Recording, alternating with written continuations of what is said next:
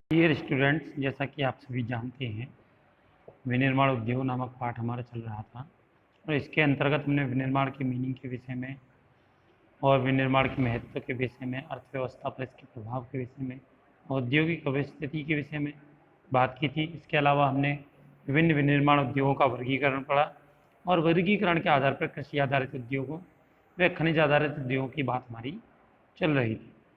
तो खनिज आधारित उद्योगों में हमने सीमेंट उद्योग तक की बातें कर ली थी कल तक की वीडियो को आप लोग मेरे चैनल पर जाकर देख सकते हैं। नेक्स्ट हम बात करते हैं मोटर गाड़ी उद्योग की। तो वर्तमान समय में सभी जानते हैं कि परिवहन का कितना महत्व है। परिवहन साधनों के माध्यम से किस प्रकार से विभिन्न जो क्रियाकलाप हैं वो पॉसिबल हो पाती हैं। तो मोटर गाड़ी उद्योग एक तेज़ी से विकसित होता उद्योग है। पिछले कई दशकों की हम देखें तो इस उद्योग में विशेषकर बढ़ोतरी हुई है। मोटर गाड़ी यात्रियों तथा सामान के तीव्र परिवहन के साधन है। भारत में विभिन्न केंद्रों पर ट्रक, बसें, कारें, मोटरसाइकिल, स्कूटर, तिपहिया और बहुउपयोगी वाहन निर्मित किए जाते हैं। उदारीकरण के पश्चात नए और आधुनिक मॉडल के वाहनों का बाजार तथा वाहनों की मांग बढ़ी है, जिससे इस उद्योग में विशेषकर कार, दुपहिया और तिपहिया वाहनों में अपार वृद्धि हुई है।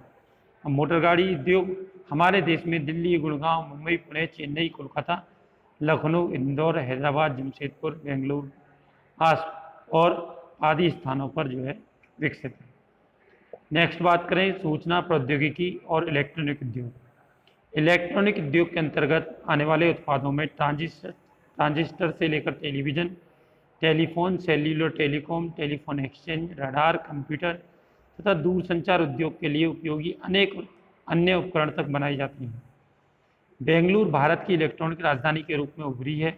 इलेक्ट्रॉनिक सामान के अन्य महत्वपूर्ण उत्पादक केंद्र मुंबई, दिल्ली, हैदराबाद, पुणे, चेन्नई, कोलकाता तथा लखनऊ हैं।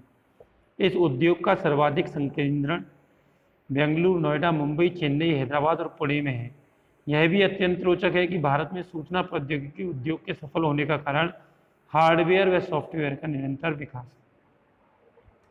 नेक्स्ट यदि हम बात करें तो उद्योगों से पड़ने वाले प्रभावों की हम बात करेंगे।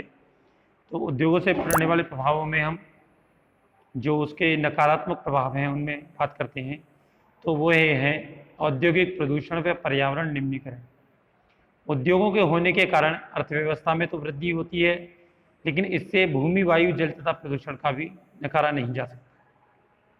उद्योगों से 4 प्रमुख प्रकार के प्रदूषण होते हैं। वे हैं वायु प्रदूषण, जल प्रदूषण, भूमि प्रदूषण तथा ध्वनि प्रदूषण। वायु प्रदूषण अधिक अनुपात में अनचाही गैसों की उपस्थिति जैसे सल्फर डाइऑक्साइड, कार्बन मोनोऑक्साइड वायु प्रदूषण का मुख्य कारण है। वायु में निलंबित कणनुमा पदार्थों में ठोस व द्रवीय दोनों ही प्रकार के कण होते हैं, जैसे धूल, स्प्रे, कुहासा तथा धुआं। रसायन व कागज उद्योग, ईंटों के भट्टे, तेल शोधन कालाएं, प्रगलन उद्योग, जीवाश्म ईंधन दहन तथा छोटे बड़े कारखाने प्रदूषण के नियमों का उल्लंघन करते हुए धुआं का निष्कासन करते हैं, जहरीली गैसों का रिसाव करते हैं, जिसका बहुत भयानक व दूरगामी प्रभाव देखने को मिलता है। तो इससे बहुत ज़्यादा वायु प्रदूषण देखने को मिल रहा है। नेक्स्ट बात करते हैं जल प्रदूषण की। तो उद्योगों द्वारा बहुत ज़्यादा मात्रा में कार्बनिक अपशिष्ट पदार्थों को नदी में छोड़ा जाता है। इससे जल प्रदूषण फैलता है। जल प्रदूषण के प्रमुख कारक कागज, लुगदी, रसायन, वस्त्र तथा रंगाई उद्योग, तेल शोधन कालाएं, चमड़ा उद्योग, इलेक्ट्रॉनिक उद्योग आदि हैं। ये सारे ऐसे उद्योग हैं जहाँ से बहुत ज़्यादा रंग अपमार्जक, अम्ल, लवण तथा भारी धातुएं, सीसा, पारा, कीटनाशक, उर्वरक, कार्बन, प्लास्टिक, रबड़ आदि जल में प्रवाहित कर दी जाती हैं। इससे क्या होता है, जल प्रदूषण बहुत ज़्यादा मात्रा में फैलता है। नेक्स्ट बात करें तापीय प्रदूषण की। तो जब कारखानों से और तापघरों से गर्म जल को बिना ठंडा किए ही नदियों तथा तालाबों में छोड़ दिया जाता है तो जल में तापीय प्रदूषण होता है।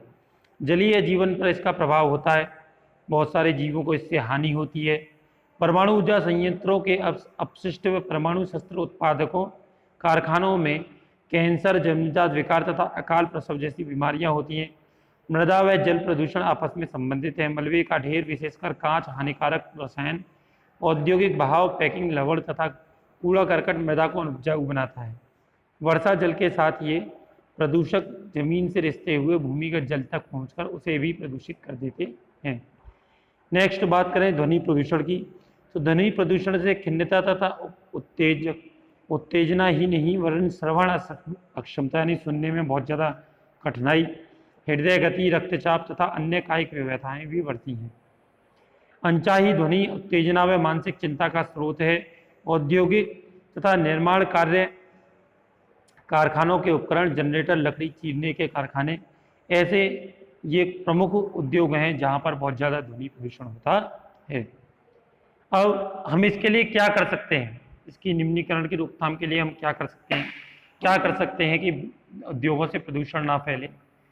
तो उसके लिए नंबर 1, विभिन्न प्रक्रियाओं में जल का न्यूनतम उपयोग होना चाहिए। जल को 2 या अधिक उत्तरोत्तर व्यवस्थाओं में पुनर्चक्रण के द्वारा उसका उपयोग होना चाहिए, यानी कि मतलब वाटर को रिसाइकिल किया जाना चाहिए तथा उसका ज़्यादा से ज़्यादा उसका उपयोग होना चाहिए, उसे वेस्ट नहीं करना चाहिए। जल की आवश्यकता पूर्ति हेतु वर्षा जल का संग्रहण किया जाना चाहिए।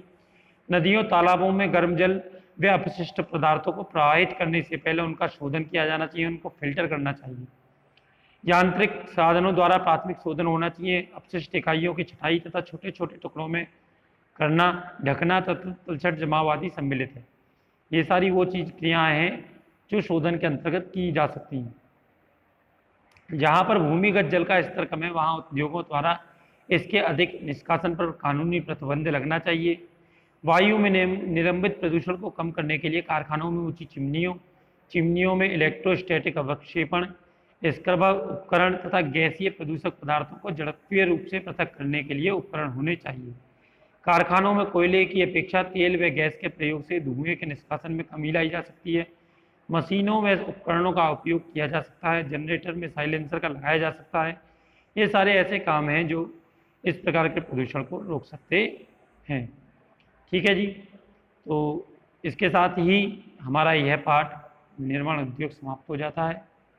नेक्स्ट हम इन पाठों का रिवीजन चलाएंगे, तो हम अगली वीडियो में उसके विषय में बात करेंगे। ठीक है, धन्यवाद।